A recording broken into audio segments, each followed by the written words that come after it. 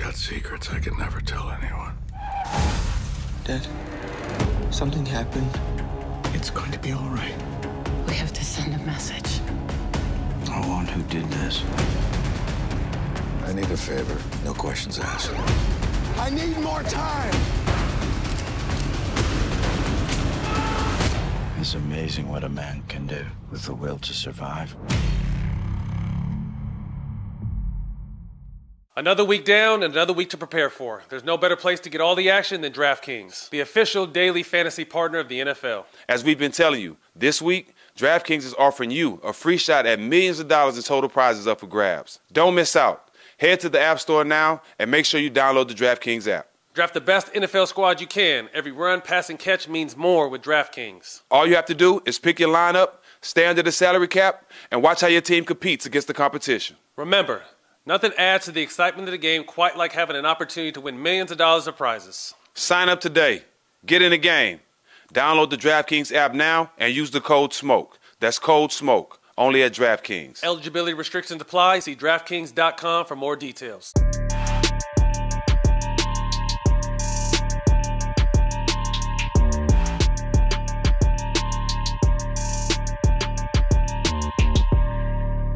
Welcome back to another episode of All the Smoke.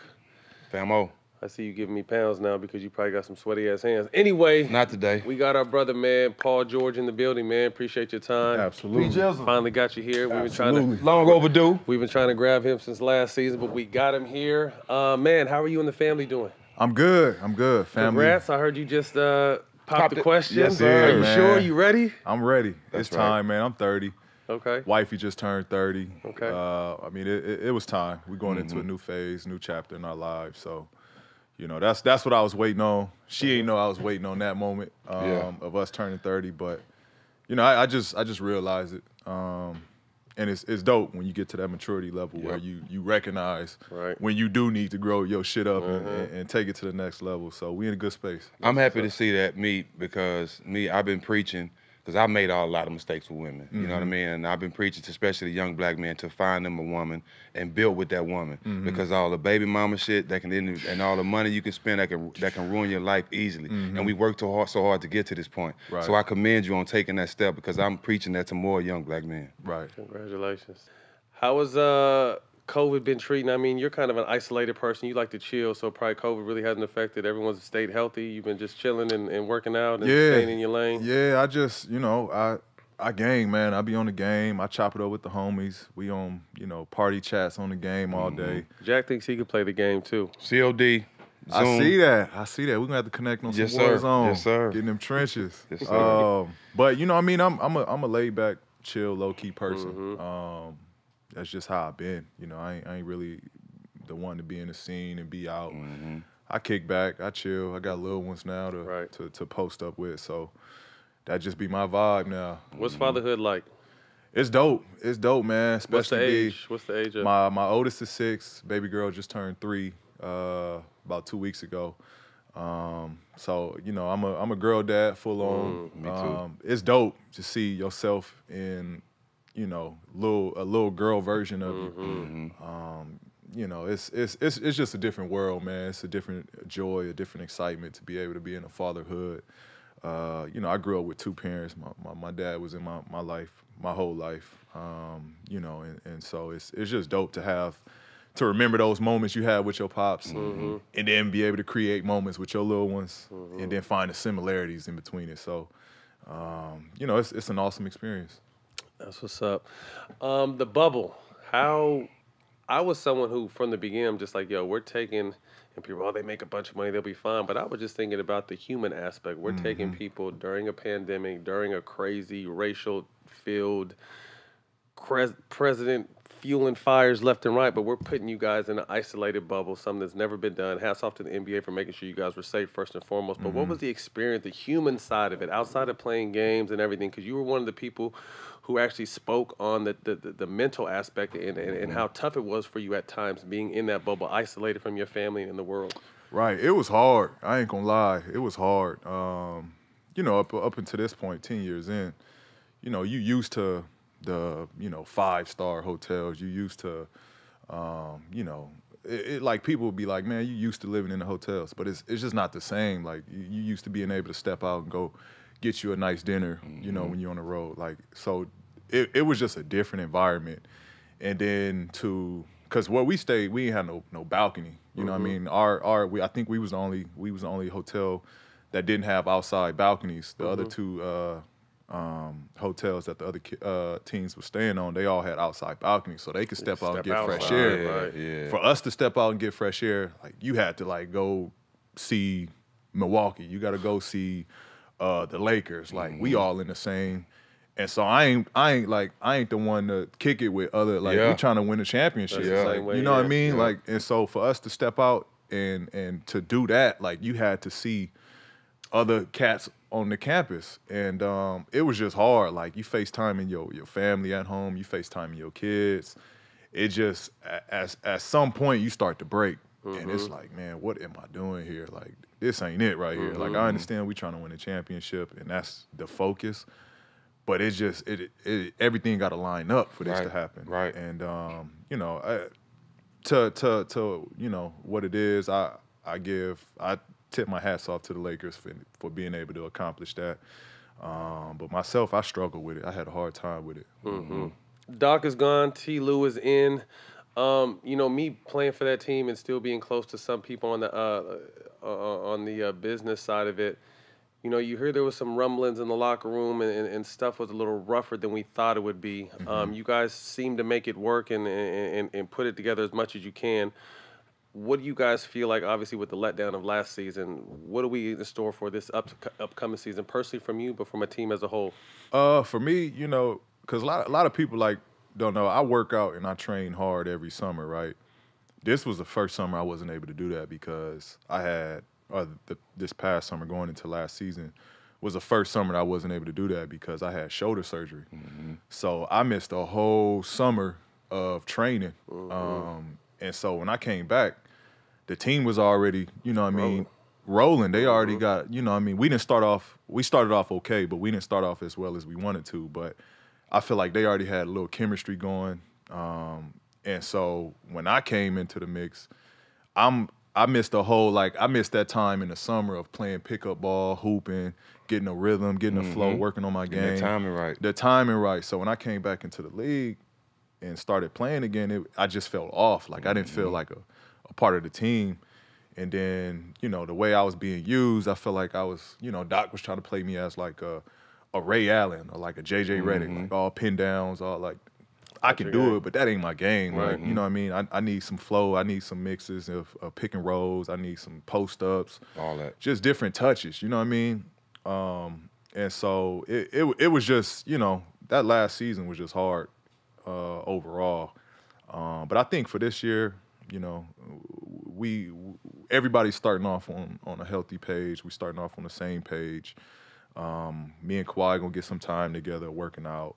I think everything is just not rushed going into this season. I felt last year everything was kind of I think rushed. it happened for a reason. I think y'all gonna benefit from that because going through the wars and the struggles and the ups and downs I went through in the bubble, now y'all coming out to start again with a new coach, with a fresher-minded coach, with a guy who y'all probably could communicate more with because he's more close to our age and we kind of, you know what I'm saying, we come from that same era. But I think y'all benefit from those hard times that y'all come together more this year because y'all starting from scratch. Right. Being in training camp together, it makes a big difference, bro. Right. It makes a big difference for a team going together. And once y'all get that, I think y'all be fine. Right. And I just think the understanding, I mean, you got to think for the first time, the Clippers were picked to win a championship. When was the last time you ever heard that? Right. You know what I mean? So a lot of added pressure on that. And then, like you said, not being able to gain that chemistry from the jump. And people can say what they want. Chemistry is the key to winning championships. I don't give a fuck what nobody says. The chemistry's got to be there. Right. You know, at least while you're playing. And to not have that was tough, you know. But I was someone who picked you guys. I thought you guys were built to beat who we thought was going to be in the West Finals. And I'm sure you felt the same way.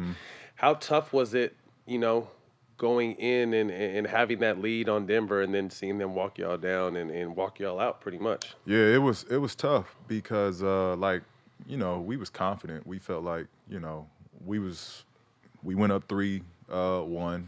We felt like, you know, we gonna win the next one. We lost. We like, cool, we up 3-2. We gonna win the next one. We lost. But during that whole process, like we never worked on adjustments. We never worked on what to do differently. We just literally having the same shit happen over and over again. So it started to play a trick on you. Like, man, like what's going on? Like, you know what I mean? We talking amongst each other. Like the conversations is like, nah, we gonna be all right. The conversation should have been like, nah, we need to change this. Yeah, we need to switch this up. So we wasn't like at the end of the day. I don't think we deserved it. We wasn't prepared enough going into it from just us making an adjustment standpoint. We wasn't prepared. We didn't put the work into it. It was kind of just like, yo, we got PG, we got Quad, we got Lube, Trez. Like we gonna be straight. We gonna figure it out. All that shit on paper looks good, but like we said, man, it's that chemistry. Like and I related to like we didn't practice during the whole year, and that's hard to do when you putting a fresh new group of guys together. Yes, sir.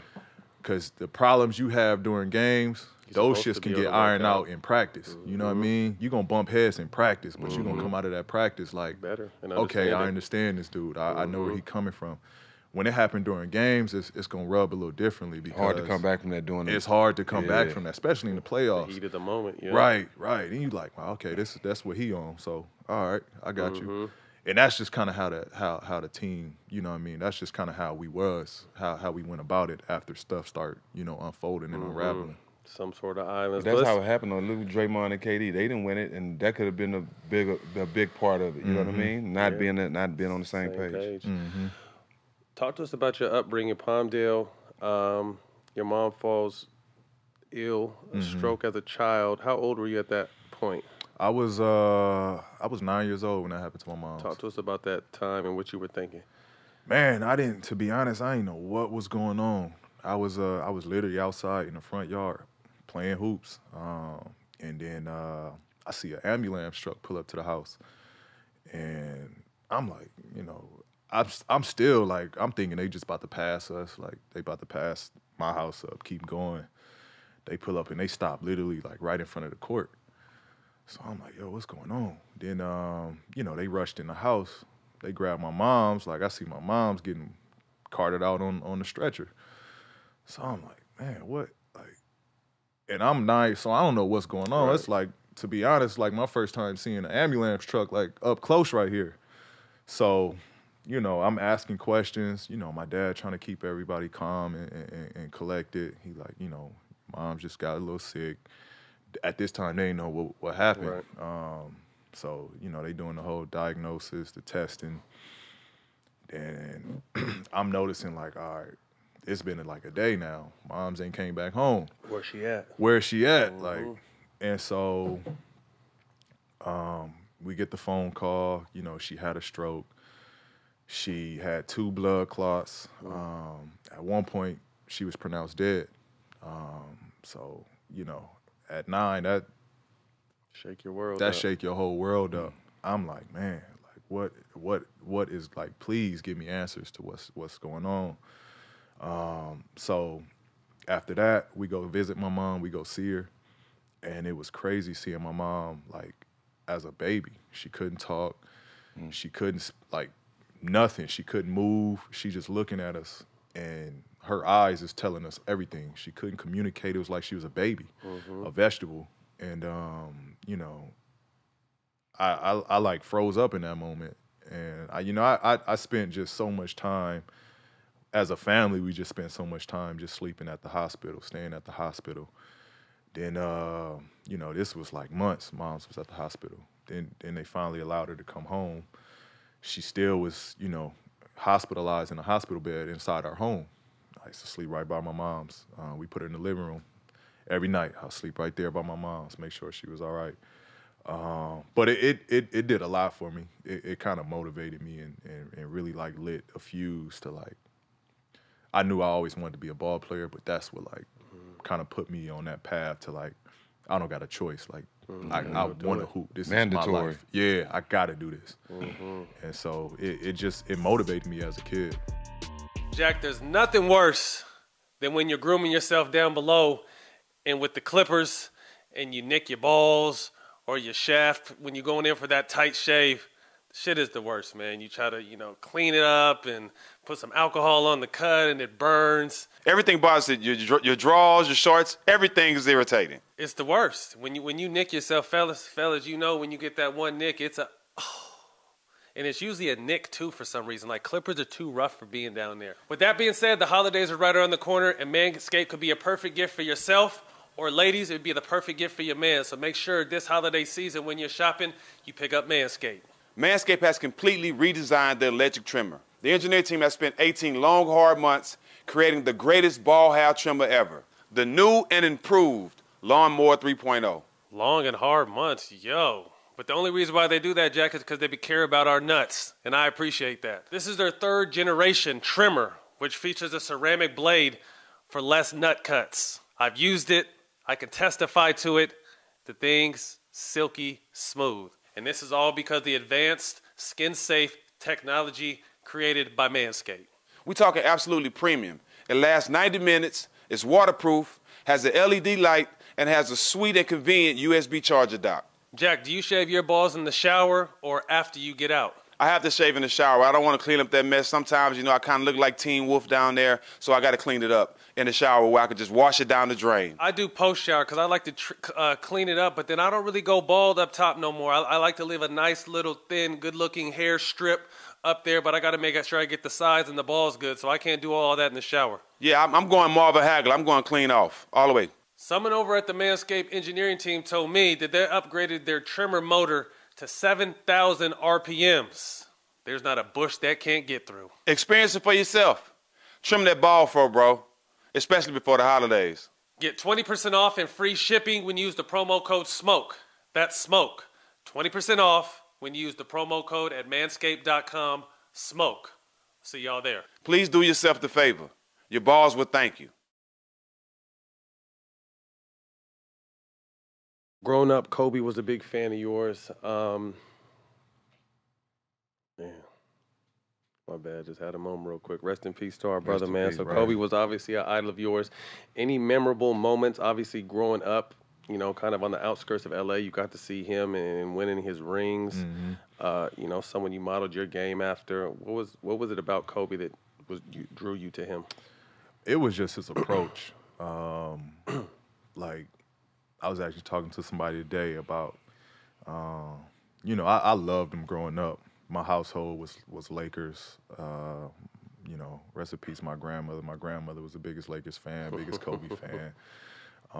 So it was just always on at the house. And I just loved, he didn't care, his approach to the game. I remember a quote he said, good players is supposed to make you look bad. That's their job. But I'm going to take that challenge. You know what I mean? Mm-hmm. They supposed to make me look stupid out here. And that always, resonated with me.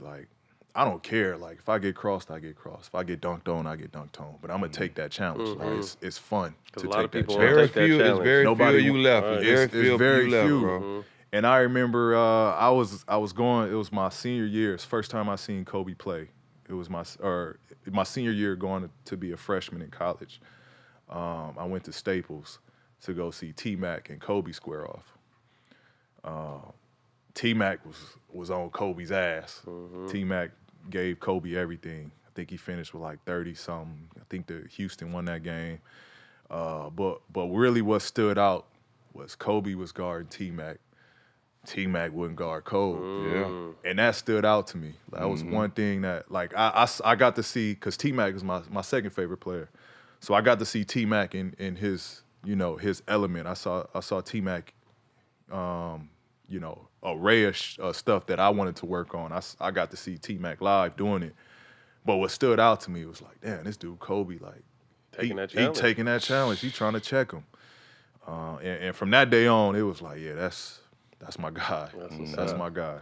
Any memorable stories once you got a chance to get in the league and play against him, or any battles that come to mind when you think of him? Yeah. A couple, man, a couple. I remember the first time I got to play him, and we had B. Shaw as an assistant, and in Indiana? In Indy. And B. Shaw talking shit from the bench, egging Kobe on. he, you know, Kobe, young fella on you, Kobe. So this one play, we down on their end, right in front of the Lakers bench. Kobe hit me. Boom. You know, his little shimmy. He gave me an elbow. Boom. Felt it. This my second year, so I'm like 220. I'm light. He gave me an elbow. Boom. I felt it. Gave me the pump. I go for it, right? Pump. I go try to block the shit. He end up scoring. He run down. He look at B. Shaw. He say, yo, tell the young fella, check him for feathers. I'm like, yo, I'm right here next to him, too. Like, wait, what you mean? But, you know what I mean? It was, you know, after the game, he showed love. You know, he you know, showed me mad love. You know, gave me words of motivation, keep me, you know, motivated to keep going. But that was most memorable. And then the opportunity, you know, I played him his last go-around, played him in L.A. and when he came to Indy. That was, you know, moments that'll stand out, and I'll never forget getting to play him in Indy, his last go-around, getting a win on him on this last go-around. And then we had an intimate moment. You know, when he was going through his whole tour, after the games, he'll come chop it up, you know what I mean, in the locker room with everybody. And it was just me and him. He came to the locker room, and it was just me and him, just had a moment. And it was awesome, man. It was dope to share that moment. What year was that for you? This was 5, year 6? Let me see. Nah, this is year 6. Okay. Yep, it's year 6. That's what's up. When did you know, like you said, you found out at 9, or you told yourself at 9 when your mom got sick, but when did that start becoming a reality that you actually had a chance to become an NBA player? I think in middle school, I felt I had a chance, just because I knew I was unique. I was, in my middle school, I was playing point, and I was by far the tallest kid. Everywhere we played, I was the tallest kid. And I was playing the point guard. And I knew then, like, I'm different from what all these kids are. And, you know, and that just came from me watching T-Mac, watching Cole, big guards. They was inspiring me. And that's kind of when I knew, you know, I got a chance at this. So you end up going to Fresno State, turning down places like Georgetown, Penn State. What was the overall factor that just made you decide to go to Fresno State? It was basically me just being a family first kid. And my parents were super supportive. They literally went to every game. So it was basically making it easier on them. The trip. That they can catch me, you know, catch all the games they want to. That was the only factor that came down. At that point, I probably only been out of state maybe one or two times. So it was like, man, I would have been uncomfortable being far away from home. Right. It was the closest. So it's like, man, if I can make it here, let's do it. All right. Almost a year to the day, your jersey was retired. 24 hung in the rafters. How'd that make you feel? It was dope, man. It was awesome. A lot of great moments, experiences there. You know, I think it was more so what I did in the league than what I did in Fresno. To be honest, I ain't do as much as I wanted to in college. So it was just dope, though, for them to honor it, to be the first person to be hung up, basketball player, to be hung up in the Save Mart Center, which is, a lot of people don't know, man, it's like an NBA arena. So it was dope to get my jersey hung up in there. So 10th pick in the draft, you're going to Indiana. Any memorable draft night stories or leading up to the draft that stuck with you? Just the whole process. 'Cause, you know, I got called to be in New York for a draft night. And that was my first time. That was the first time my grandmother got on a plane. It was the first time my dad flew on a plane. First time my mom flew on a plane. And so they flew from Cali to New York. So just the whole experience, like it was, you know, I'm a small town kid. So for my parents to experience the stuff we experienced going through that process was, you know, it was the world to me. Like that was the draft right there. We won at that moment. So just, you know, having new memories was awesome. Cali to Indiana, what was that like for you personally? Jack played out there. Jack know about Indy. Yes. Yeah, I almost fucked everything off. Shooting shit, beating shit up in the stands, all kind of shit. I love, as far as the organization though, I have to say this, Donnie Walsh is my guy. Yeah. Because a lot of people tried to bury us and they had our back. You know what I mean? For that side of it. the organization was solid. But the city, it's a lot of haters out there, fam. It's a lot. It's a lot. And it was different. Going from Cali to Indy was different. The weather, the people, the city, restaurants, like it was just a different experience. It opened me up to a lot of stuff. I'm happy I went to Indy as a rookie because it allowed me to really like just lock in as a player, work on my game. There was nothing else to do. You know, and it was just a good like switch up for me to be out there. That's all I'm gonna say on Indy. Yeah. I ain't really, you know, vibe with a lot of the front office people after they made the change. Right. And Larry kind of stepped off and stepped away from the team. Different management took over. And at that point, I understood like The business part the of it. business side of it. I And remember I had to leave. you guys had some sort of a falling out on your exit, right? I remember you said something you would say one day what happened, and I think you might have spoke on it, but I didn't hear what happened. Like, what happened? What was the falling out? Well, it was so, and I took a lot of heat for it, but it is what it is. So we do it's a softball game that we do in Indy. It's for, you know, to raise awareness for cancer in Indiana. And so we do this every year. And a lot of people, like Roy used to be the face of it. He got traded away. So then I took it over with Robert Mathis. Football player. Yeah, so we took it over, and I joined, you know, part with him to kind of keep that game and that tradition going. So we did that. I got interviewed, and they like, you know, PG, do you want to stay here? Like, what's your plans? And at that point, that's where, like, I grew up a Kobe fan. Kobe stayed in LA. That's all I knew. I want to stay with the organization that drafted me and see what happens there. Like, I want to. Indy didn't have a championship they still don't, but I wanted to be the first one to bring that to them. So I go through the whole press after the event, say I want to stay here. Like, this is home. This is where I want to win one at. Then that night, and before we get to that point, a lot of stuff happened. I had, you know, that season. I'm backtracking, but that season, before we got to that summer, that season, my name came up in trade talks. So I had, you know, the front office meet me in New Orleans. It was All-Star Weekend in New Orleans. I had the front office meet me in New Orleans, chop it up with them. Like, my agent come down. Like, what is these trade talks? Like, am I y'all guy or am I not? Like, let me know. So they like, nah, we not moving you. We not touching you. Like, you know, you our future. Like, you're our centerpiece. Like, so they telling me all the good stuff.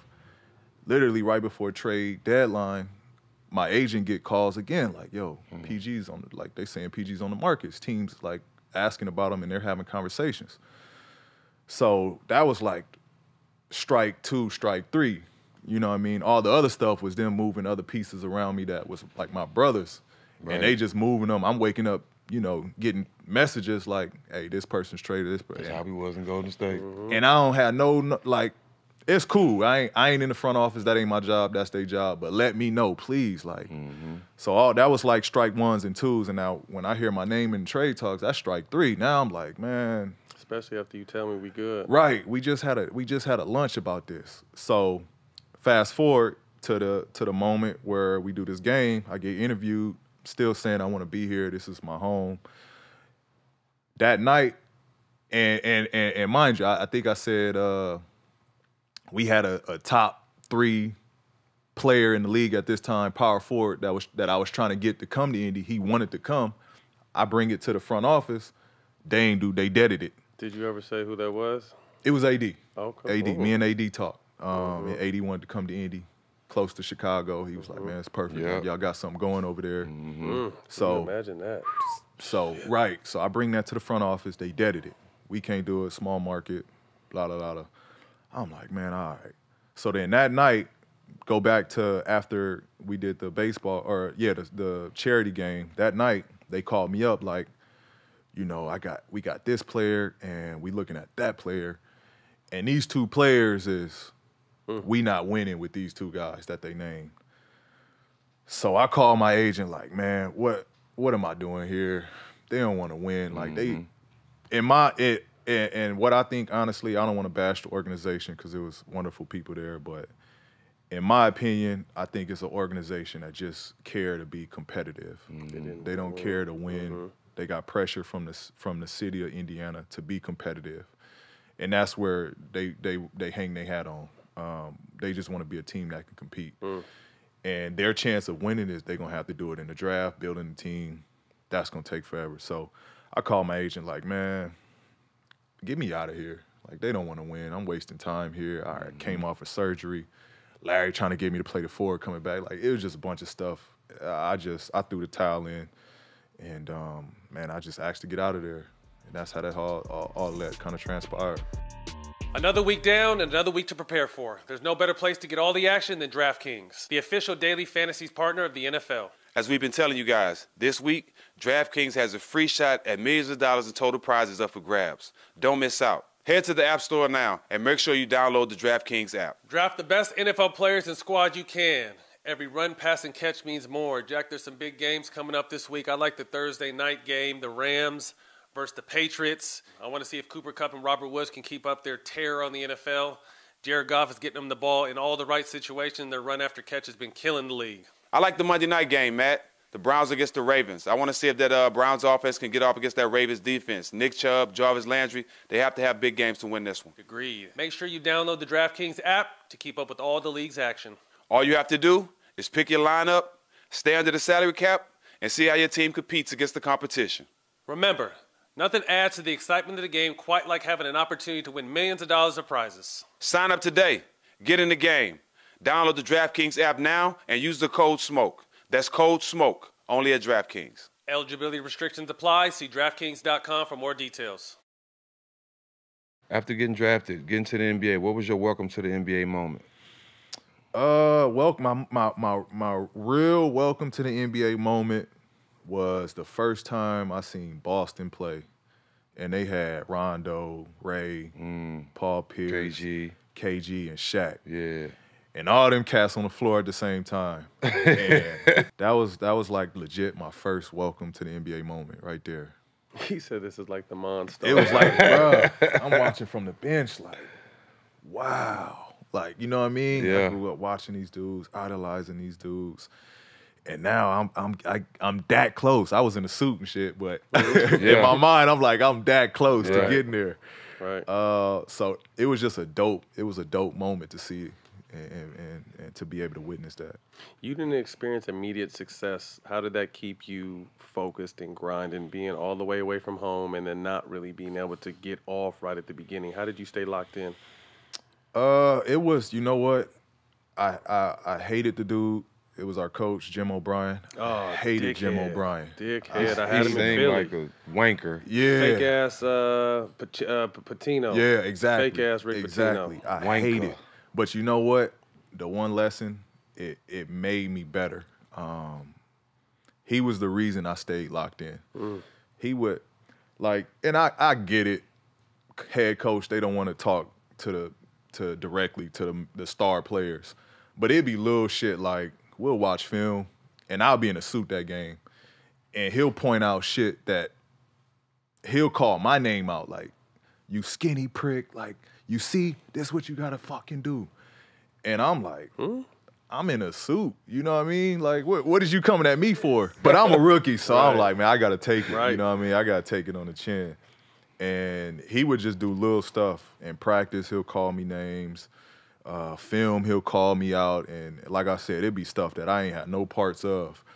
He kept me locked in, like, all right, I'm gonna show your ass. Yeah. Yeah. So every practice, I used to be on their ass. Like, the vets used to be like, man, Rook, like, chill out. Game speed. He was game speed. Yeah, exactly. Game speed. Exactly. Me and Lance was on their every Lance, practice. too. We was on them every practice. We was a scout team, so Right.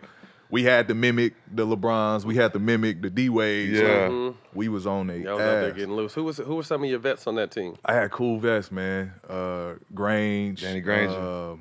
James Posey, TJ, Oh, gee. Jeff Foster, Dunleavy, but you know. How good Danny Granger would have been if he didn't get hurt? I tell people this all the time. I played with him. Grange was a bucket, man. Grange was a bucket. He could do it with the Nothing best of flashy them. neither. It was just At all. straight get to the money. At all. He just knew how to score. He you know, it was no skill work, but he knew how to play. He knew how to get a bucket. And I learned a lot from Danny. You know what I mean? Just sitting back and observing. He's solid, too. He's solid, dude. strong. You know, just a good all-around dude. So, you know, I have some good vets to be around. Big Roy. Roy took me under his wing early. Some cool people to be around. You ran into Miami's big three right when Indiana started to experience some success in the playoffs in 2012. You guys lost in the second round, and then 13 and 14 Eastern Conference Finals. 7 games one year, 6 games another. What year was the year you dunked on Chris Anderson? That was my first year. That was 2013. 13? Yeah. You gave them the most problems when you was the nuisance to Miami. That's when Playoff P was born. Yeah, Playoff P was born in, It was just, you know, it was an opportunity. Yeah. And we was the underdogs. Nobody expected nothing from us. Coach Vogel, shout out Coach Vogel. He gave me really the keys to just go and Y'all play. wasn't scared. Y'all went in battle. It was like they had the pressure on them. You know what I mean? We had a culture where we played hard, and that translate. Like playing hard was a skill. You know what I mean? Absolutely. And we had that. So we wasn't gonna back down regardless of who we played. You know, I just wished I was more experienced when that time came around. Like looking at it now, you know, I wasn't where I needed to be from a maturity level to take that challenge, but I knew I wasn't scared for the moment. First and foremost, that's the most important. Who were some of your favorite teammates in Indiana? Oh man, Monte. That's our brother. Number That's our little one. brother. Cool motherfucker. Cool as hell, Yeah. man. Country as hell. Country as a mother. Tony 2 times. We'll tell you one time, just a quick story. We got in, what year was that? Was that the We Believe season? That's the season year I got there. We got the last game of the season, but I think it was the last regular game. We got a tattoo. We got him a tattoo with my tattoo artist. He got the same little cross on his arm. This motherfucker came back next summer with more tattoos. He had no than tattoos, bro. All of us. He had more than all of us next year. Bro. Back, Arm, stomach, sleeve, That's how he legs. got stomach, blasted, man. huh? And like in one summer, that boy took a lot of He pain. didn't have none when we got there. 0. None. 0 still took baths. Yeah. Yeah. Took Tony baths. 2 times, like. Man, Monte, that's my guy. Yeah. Man, miss But Monte. Monte, G Hill, Roy, Lance, D Lance is West, crazy as fuck. I played with Lance. crazy G-Hill as hell. solid, But you know, like people don't understand. It's like he one of the motherfuckers you love to play with. Hate to play You against. hate to play against. No, I played with him. We got traded for. So me and Doc got into it, and that's how I was the first trade of the trade deadline. Like I got traded at 12:02, gone out of there because I was about to whoop Doc's ass. So I got traded for Lance that season, and then we ended up playing together because they traded for Jeff Green from Memphis to go to the Clippers, and they traded Lance to me. So that was my first time playing with Lance. Just real misunderstood, like Real great dude. misunderstood. Very skilled. Great too. heel, a great heart, great intentions, burnt out a little bit. But We all are. who's Right, not, right, But just right. like really I'm wanted to definitely win. I really fucked with Lance. The one fucked season with I Lance played, I had a good heavy. time I playing with fucked Lance. Lance heavy. Shout out Lance Steve. We Right. First team all burnt, Lance. Me and you, baby. we I'm need down to get with Lance it. on the show, man. Lance is He's a somebody good that he definitely got to get because he is misunderstood. A lot of people don't understand. He one of the most down to earth, like cool dudes, man. Like take pictures with anybody, show love to anybody. Just on the court, like you understand his upbringing, his mindset was just to kill on the court. So he gonna do whatever it takes. But off the court, man, one of the most laid back, coolest dudes ever. Funny as a Funny as motherfucker. hell. Yeah. I got Funny. stories. Man, I can't even say them I on this can't even say mine either, but I only had it for like 3 or 4 months. That nigga had some stores, some videos, some tapes. Right. Fucking Lance boy had some shit with him. Motherfucker had some baggage with him. Yeah. August 1st, 2014.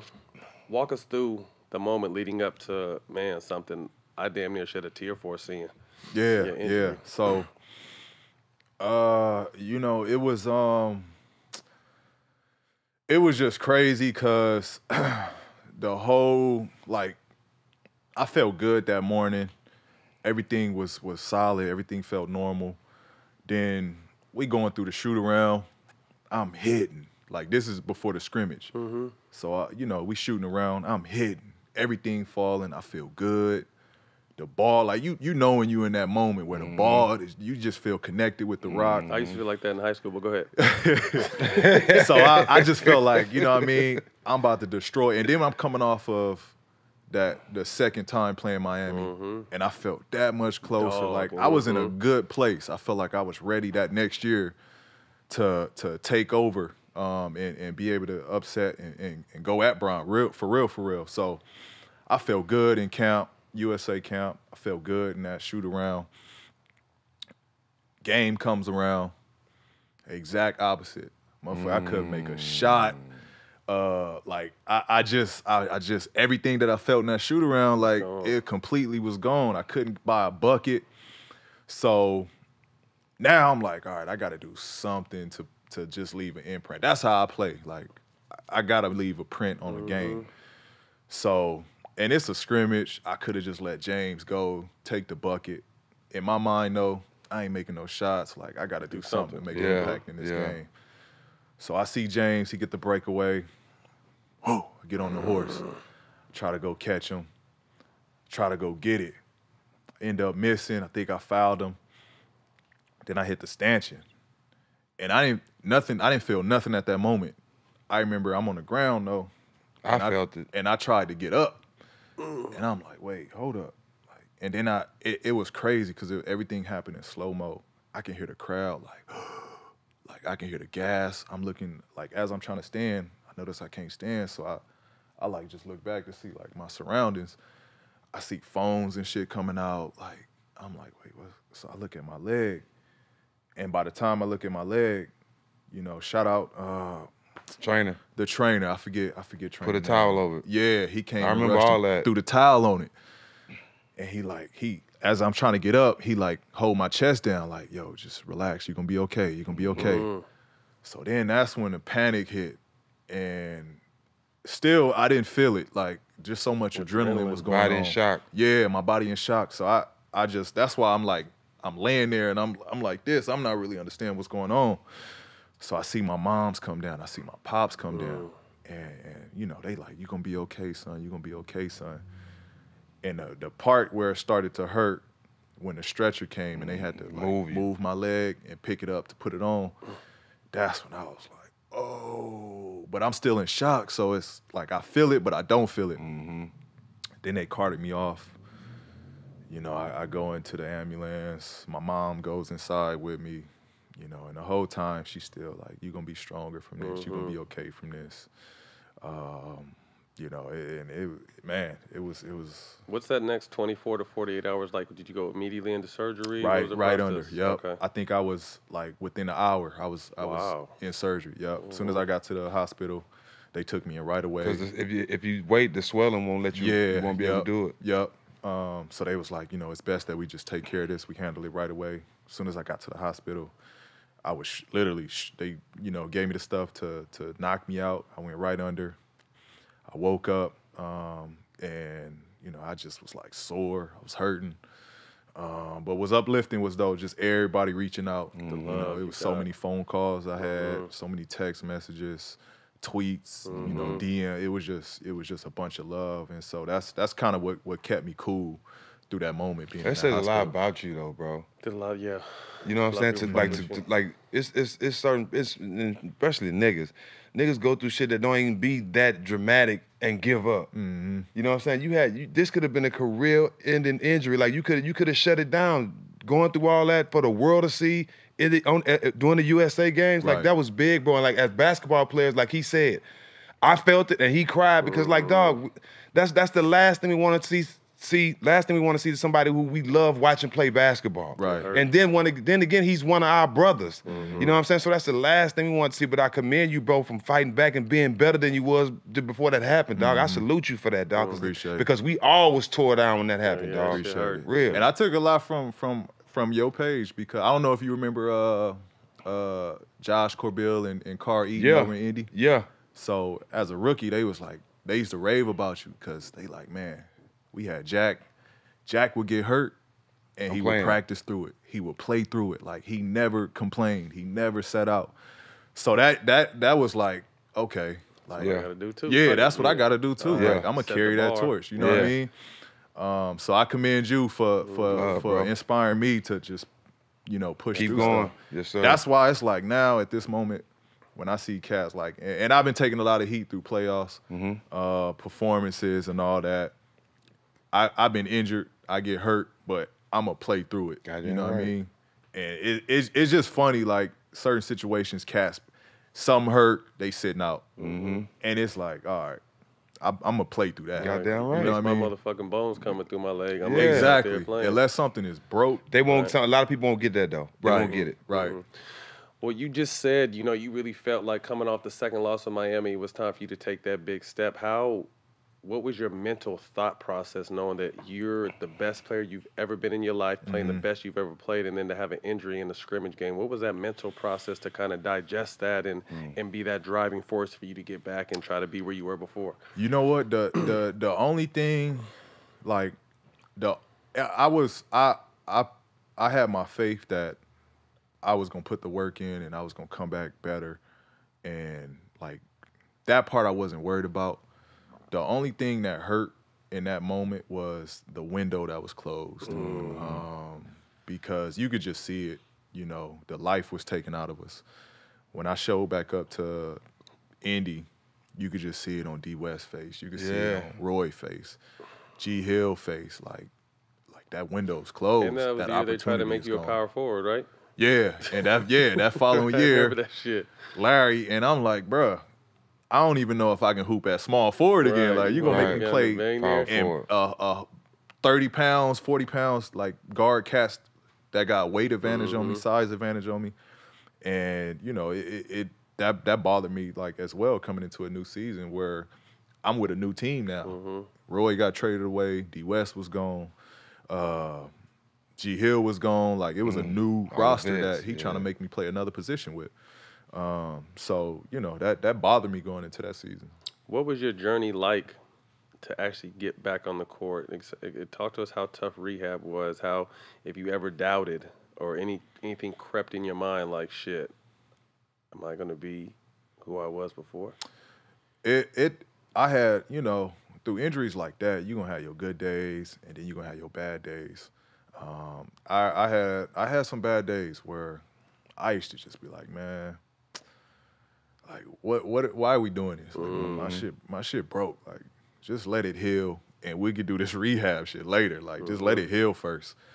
But thank God them trainers was like, they knew what they were doing. They knew that in order for that bone to heal, it had to take some contact, it had to take some pressure. And so I just followed the plan, but I definitely had some dark days where I was Your just like, support system was important was around everything. the time. Was everything. I know it. I needed people in my corner to push me through it because it's the first injury I ever had. So I just didn't know how to deal with it. It was a space that I was unfamiliar with. So It having wasn't no people, normal injury either, bro. at all. Yeah. At all. So having people in my corner they was the one that got me through it. Yeah. I had a minor meniscus tear in 2010, and I just know, speaking from my experience, the hardest thing to do coming back was trusting my knee. Even though it was healed, even though the doctor said it's good, it didn't hurt. Did you have that process of really trusting your leg once you was back, like taking off on one leg or coming down for a rebound? Like, that shit would scare the shit out of me the first couple times back. Absolutely. And what people don't know is, so I broke it in August. I was back practicing with the team in January. I didn't debut playing until April though. So, and in April, I still looked like I was playing off one leg. But I was practicing like full on contact with the team in like January, February. And so, I was literally out there like dragging this motherfucker. But, I'm listening to the trainers. They're like, you have to, Trust it again. trust it. You have to put pressure on it. You have to like learn these movements again. So It's again, easy to say when you ain't just go to yeah, exactly. And that's when I was having moments like, man, they tripping. Like, you know what I mean? They tripping. Like, they see I'm playing off one leg. Like, I'm gonna mess around and mess this one up. But it helped in the long run going into the next season because I knew what I could do. I knew what I was capable of. I had games under my feet playing that season. So when I went into the next season, I like knew what I needed to work on to be 100% again. But yeah, like people don't understand. Like I played in April, but I was back with contact and practicing in January. 6 months after that. Yeah, 6 months right after I was back in practice crazy. rotations. So your time is up in Indiana, off to OKC. What was that 2-year experience like? Teaming up with Russ. Did Melo come? Melo came the first year. Yeah. What was that OKC experience like? You know what? It was a special bond that was created with Russ. I saw y'all on and off the court a lot. Yeah, we were just talking about before. We saw y'all at the 4th of July thing at Nobu with your families and everything. Like y'all really created a bond. There, it was a genuine bond. Like, and you know, Russ is another person that's like people like misunderstand. That's why we love y'all, 'cause we fall in that category. Yeah. we know it's all bullshit. Is there anything about Russ that, knowing him as well as you do, why he's misunderstood?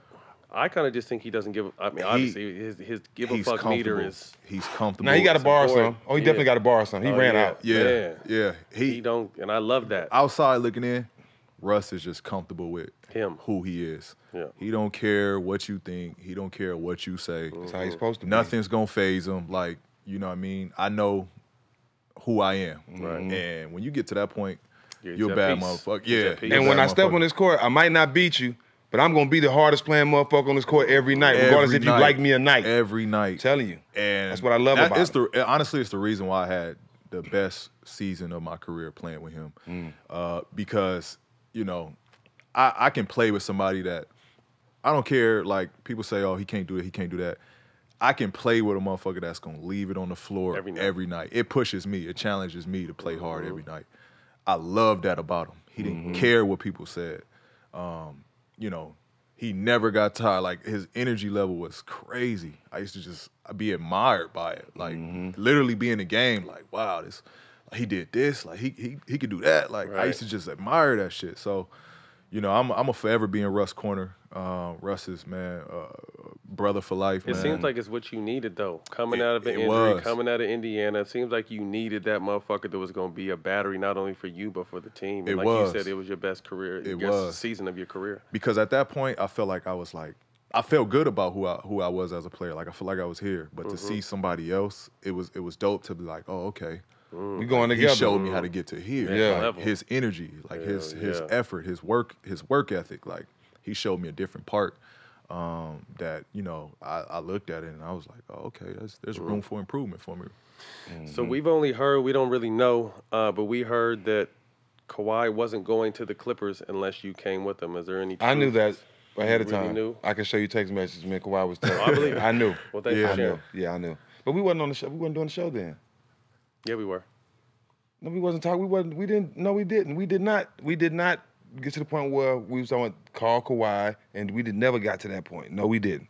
We never got to that because I was on TV when I said that about Kawhi. So y'all are that cool, though? Me and Kawhi? Yeah. That's family. So why the fuck hasn't he been on the show yet? That's a good question. He don't be on nobody's show. He don't be on nobody's show.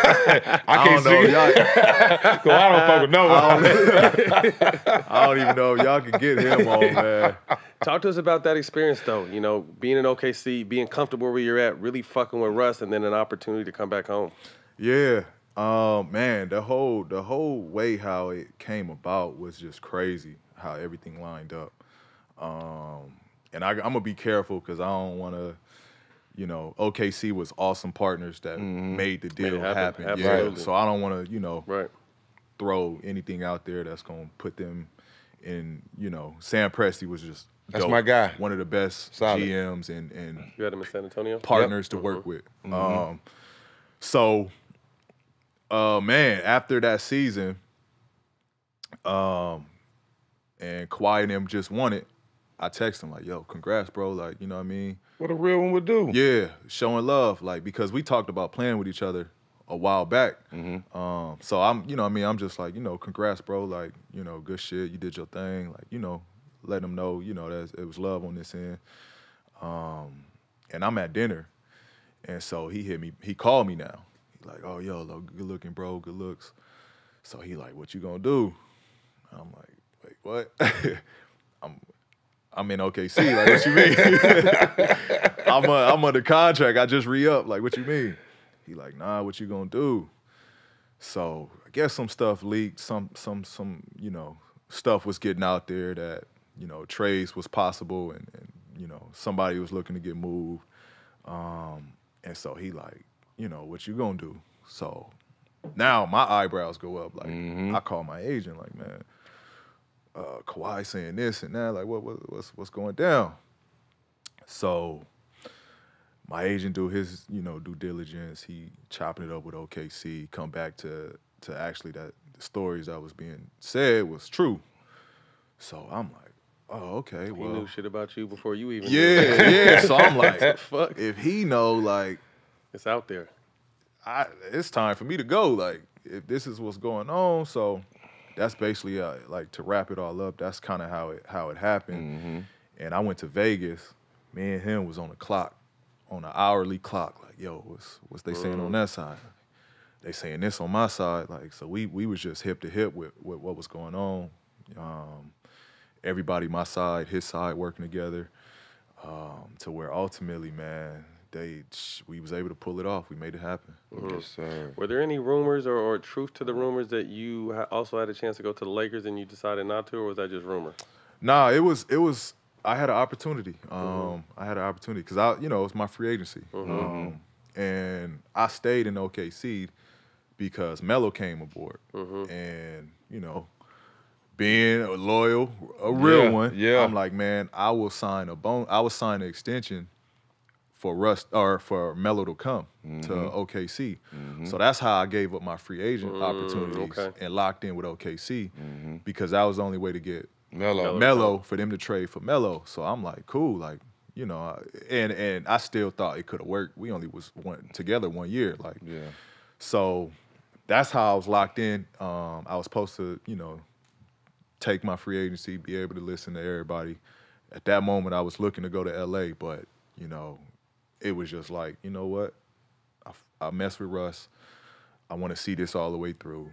Fine, like I'll sign an extension to get Melo here. Doing a big homie a solid. Yeah, let's see what we can build.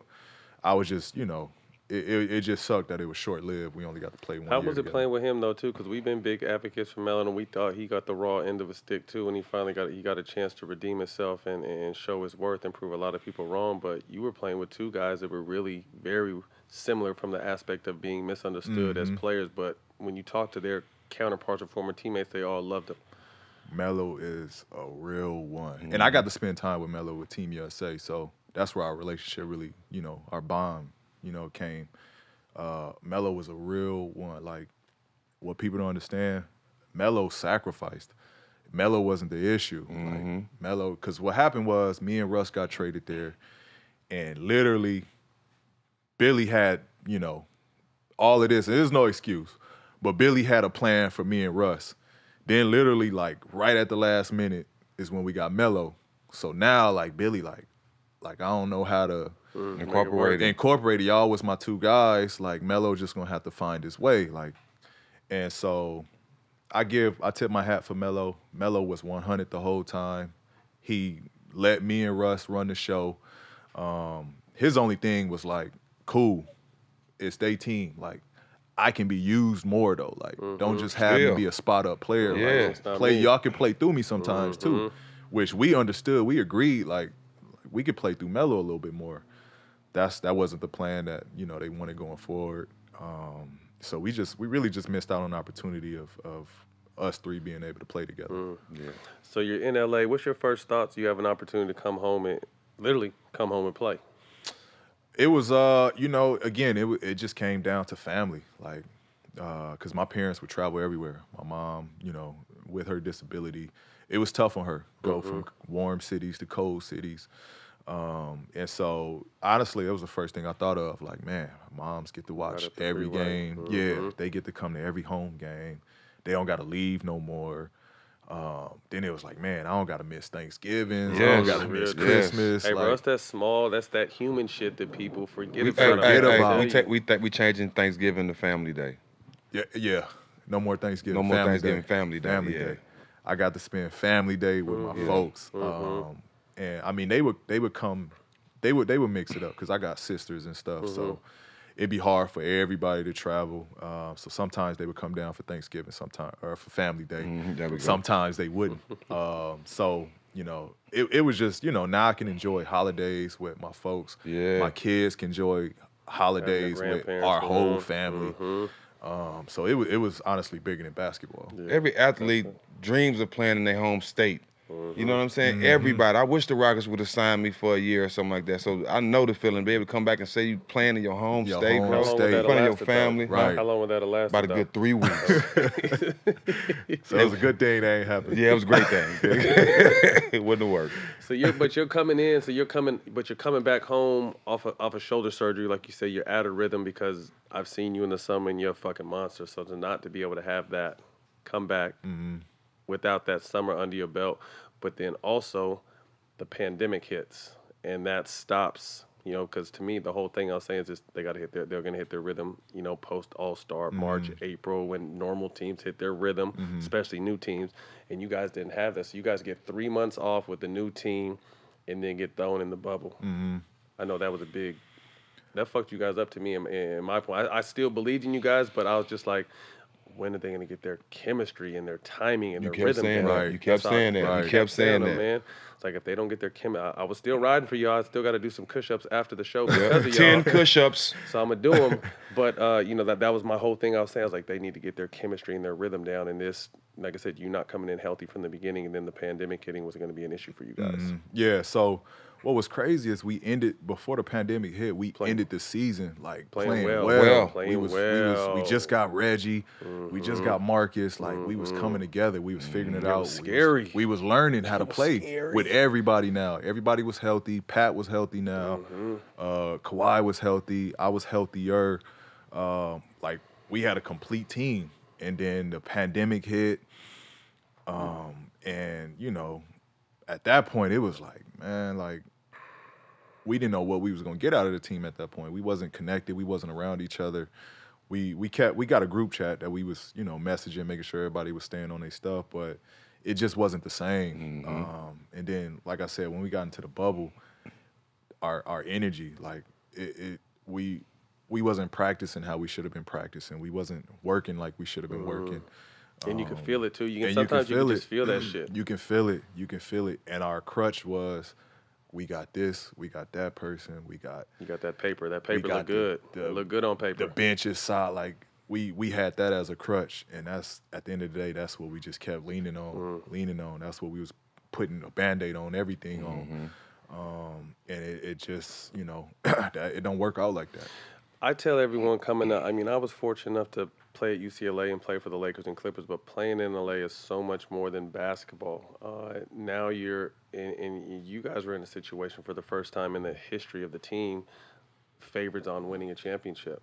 So what was that outside media pressure like? One, kind of a two-tier question, and then the social media part of it as well, because you took, like you said earlier, you took a lot of heat for the way you played at times and just constant shit talking to the point where I could see your energy through the TV, and I hit you up like, bro, you good? Like, what's going on? And you kind of told me where you're at mentally, but how much of a toll did that take on you? Well, it was different because, you know what I mean, in the arena, it's a certain, like, regardless of how you feel going into that game, when you see 15,000, 18,000 people, whatever you was feeling, you're gonna be all right. You're gonna be all right. It's energy there. It's intensity there. When you going into the bubble, and mind you seeing these cats at the hotels, you seeing them on your walks to this place, that place. Like some AAU shit. Some AAU, like, and then you get to the bubble, it's quiet. You can hear Doc screaming. You can hear, like, and then that's like, I caught myself after every play looking at the bench. I don't ever do that. But because I can hear everything going on, every bucket, I'm looking over like, voice. Yeah, right. So it just, I just noticed little things that just wasn't like, it didn't feel right. Like I couldn't, I didn't have that fire that I usually have going into matchups. Like, going into the games, I knew I wanted to destroy cats, but it was just because of the environment. Like, like, this is what you want right here. it wasn't like playoff times at all. It didn't feel like playoff time at all.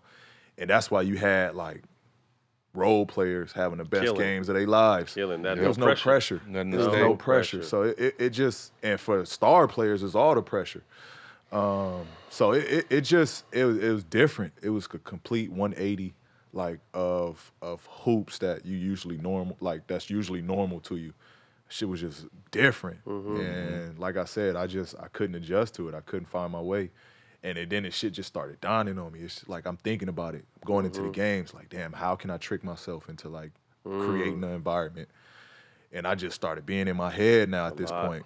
That's the worst place to be. Yeah, and then so we ain't got shit else to do but be on the phone, be on social media. So I'm seeing everything now, and it's like, that I'm thinking about that shit going into games. Like, all right, I gotta find it.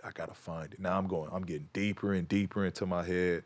So I just like when you hit me, I was like, man, big bro, I can't. Like, I'm struggling. Like, I don't know how to get out of this.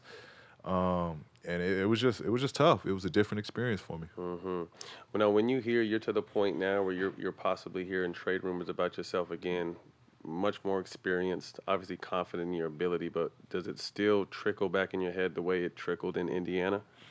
Nah, because now I understand, like, it's the business part of it. Like, whatever, it could be some truth to it, or it could just be rumors because of somebody wants to touch on, like, me playing in the bubble, and they want to touch on and have fun with that. But at the end of the day, it's like, it could be some truth to it. Like, I understand, like, this shit is a business. It's real. I can be traded. Like, so it don't bother me now. It is what it is. I just keep it going. I'm still a big believer and still riding for y'all, but for everyone who was doubting you and talking shit, that's your solo camera right there. What can they expect next season from you? Oh, I'm ready. I'm coming back. I'm a translate it after you finish it. This is like, I'm back with my trainer. I'm back with my trainer that I had my MVP season. I'm back with him. I get a summer to train, to work on my game again, going into a season. Rico runs. I'm locked in, like as locked in as you can be. I'm motivated. I listen to Kobe on a daily basis. I just pull up motivational Kobe. They be like 8 minutes long. But I put that on when I'm working out. That's like, I don't listen to a soundtrack. I put that Kobe motivational speech shit on, and I just listen to him talk while I'm lifting, while I'm on the court. And that's where I'm at right now. So I'm back motivated. Hell yeah. I'm as healthy as I've been in a long time. And I'm in position to do it. So I'm on motherfuckers' asses. Can I translate it? He just used one cuss word at the end. I'm not gonna cuss at all. Oh, okay. Well, give me your shit then. Minor setback for the major comeback. Okay. Boom. You bitch you. Niggas retarded. Shout out Snoop. Shout out Snoop. Retarded. On a lighter note, big time gamer. Are you Xbox, PS5, and do you have a plug for either? I'm straight up. Yeah. I got kids. What you need? Yeah, I'm either I'm one. PS. Shit. Xbox.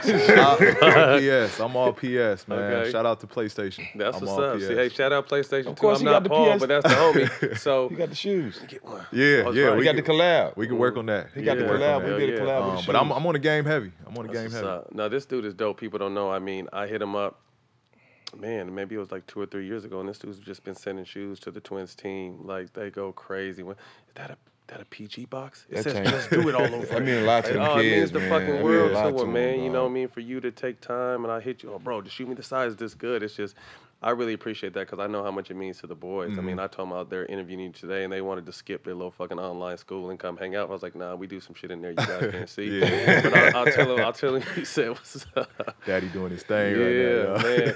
All right, man, we coming down the stretch, man. Toughest player that you've had to guard to date?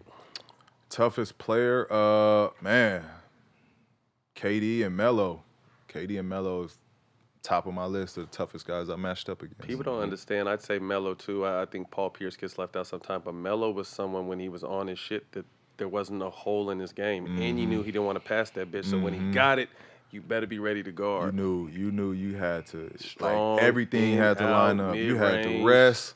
You had to, like, after games, you got to ice down. He's big like and it strong. was, People don't understand that he's a fucking bull, too. Because I caught him the first time when he was in Denver, and then when he got traded, that was Braden Mello. yeah. Brady Miller was. And whoa. so he was bully ball. Hell Miss yeah. it, go get it. Miss Right, it, go get it. Like, right. and you know, he had me on weight, so he was just strong as hell. He was the toughest cover I ever had to match up with. And then KD, man, it's nothing you can do. Yeah, I don't even know There's what he nothing is. you can do. Unguardable. I remember You just hope he miss. I remember we with that Golden State team. That was a KD's rookie year in Seattle. Yep. Remember we just tried to bully him, but we both said we did a good job of bullying him too. But we just like this motherfucker's gonna be a unbelievable. problem, man. Yeah. Cause so long and he was so agile. He a killer. Favorite NBA game you've played in? Favorite NBA game?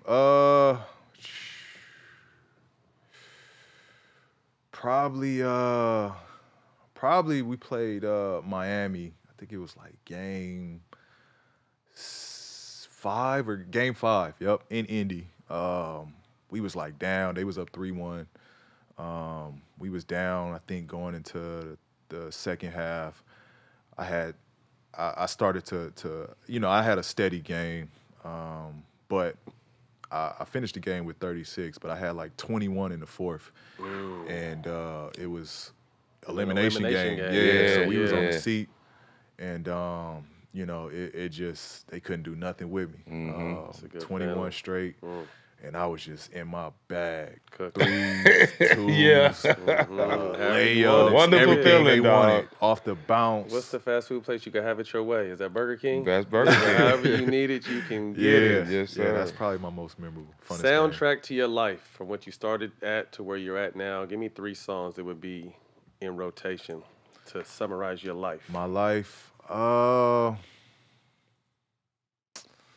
I'll probably start it off with some old school Sam Cooke. Ooh, that's Change is gonna man, come. hold Jack up, like that. man, Yeah, you Jack got me Hart right right there, there. fam.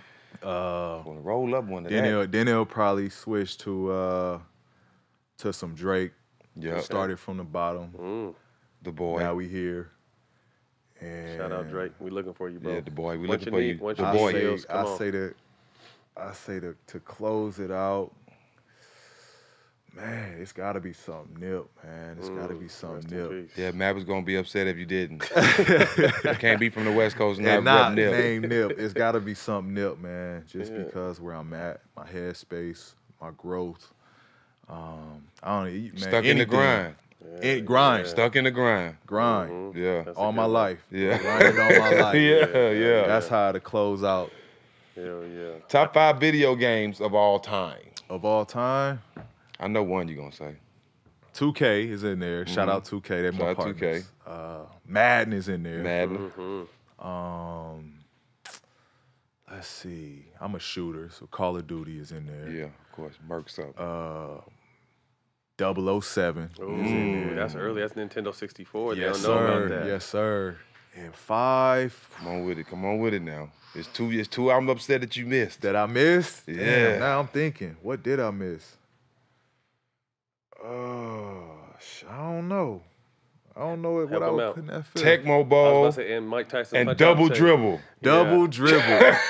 Double dribble. That You corner can three. fade all the way bro. across the court and shoot that That shit, corner yo. three was a Word. killer. Double dribble, man. That was the shit, dog. That was. I mean, the whole Nintendo had a Yeah. cool. Yeah, That was my era. Tecmo Bowl, I wasn't. a little too young for I was that. a little too young. Yeah, for okay, Tecmo yeah. Bowl. We got the I started original playing the Tecmo Bowl. Maddens, like the Yeah. early Maddens. Yeah. But damn, double dribble That was was a the hit. shit. Classic. I'm mad I missed that. Yeah. I was gonna throw like Fight Night in there. Fight night, yeah. Mike That's all Tyson that. punch out. Yeah. Oh yeah, the Contra. Mike Tyson punch out. Don't get me Contra started. was hard. Double Don't get me started. Dragon. Don't get- Yeah, I had a Yeah. ball. Yeah, I had hell a yeah. ball. 5 dinner guests, dead or alive. This is our favorite question. Favorite question? Top 5 dinner guests. MJ, for sure. Which one? Both. Okay. Mike Jackson Okay. and Mike Okay. Jordan. Okay. Will Smith. Nice. Kobe. Mm-hmm. And my 5th, I can't. I never got a chance to meet him, so I gotta throw Barack in there. Everybody got I him gotta in throw there. Barack in there. That's a nice 5. Okay. Who do you want to see on All the Smoke? But before you answer, Yeah. we're going to rely on you to help us get this person on the show. Okay. Who I want to see? Oh man, I think man, y'all gonna get a shit ton of great content, man. And we talked about them. You gotta get Lance on here. Yes. Y'all gotta yeah, get we Lance got on to. here. I'm with This is that. funny, I'm with bro. that. We might record a song man, he right gonna here. have You know y'all what in he's gonna say? tears. He'll rap. He'll do whatever. You don't know what the nigga do it all, man. Yeah, he Lance rap. is I'm gonna hit him. I'm gonna hit him after He this. auto tune. He He said crack he jokes. And Y'all gotta get y'all him. got Yeah. something in common. What? You and Lance are both ladies' men. Crazy. Oh shit. Hey, I'm gonna bring back a. I appreciate that though. I'm gonna bring back a segment though that we haven't done. Jack, we gonna bring back your begging segment. This motherfucker got PSs, 2Ks, Nikes. What you need? What you need? Well, you see why the begging segment has kind of died down? I just been DMing motherfuckers. Okay, this is a secret. Yeah, I ain't gotta wait for the camera. Off I'm just gonna camera DM. shit. Yeah, I'm just gonna DM motherfuckers. You know what I mean? Motherfuckers fucking with me. Just send a little DM. We good. Yeah, go. you know it's always love. Whatever Yeah. y'all need, man. It's Straight up. always love. It's on always this end. love, bro. Last question. When it's all said and done, what do you want your legacy in the NBA to be? You know what? It's championships. Like that's what everybody want. At the end of the day, man, I just want people to understand, man. I came from nothing, and being in Palmdale. I don't know if you've been in LA. I don't know if you've been down to Palmdale. I've driven through it on the way to Vegas, and I was like, It "Hurry, ain't- fucking get the fuck out of It here." ain't nothing in Yeah. Palmdale. So I'm a kid that came from nothing, man, and I'm living out my dreams. What inspired me and what I want to be, my name to be left on is this kid came and he brought everything he had on both sides. on of the both ball. sides of the floor. It's It's important. refreshing to see to us. And I want that because it is a lost art. Like kids don't look at it the same way, and I want that to be something that resonates with kids going forward. Like it's okay, and shout out to Lake Kobe.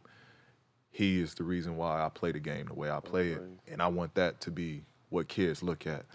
It's cool. Like don't worry about like getting dunked on. It's part of the game. It's part of the game. It's gonna happen. Like take that challenge though. Like First live and up to the foremost. moment. You know what I mean?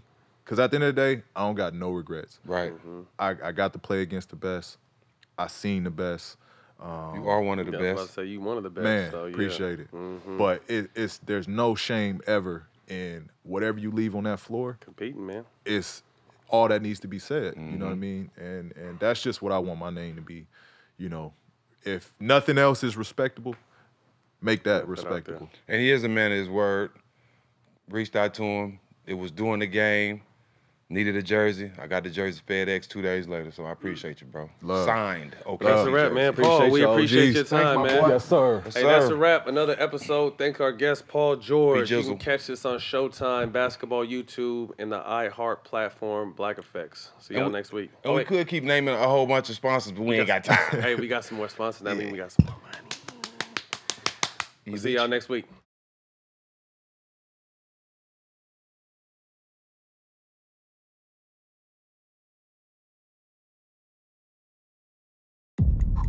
Got secrets I could never tell anyone. Dad, something happened. It's going to be all right. We have to send a message. I want who did this. I need a favor, no questions asked. I need more time. It's amazing what a man can do with the will to survive.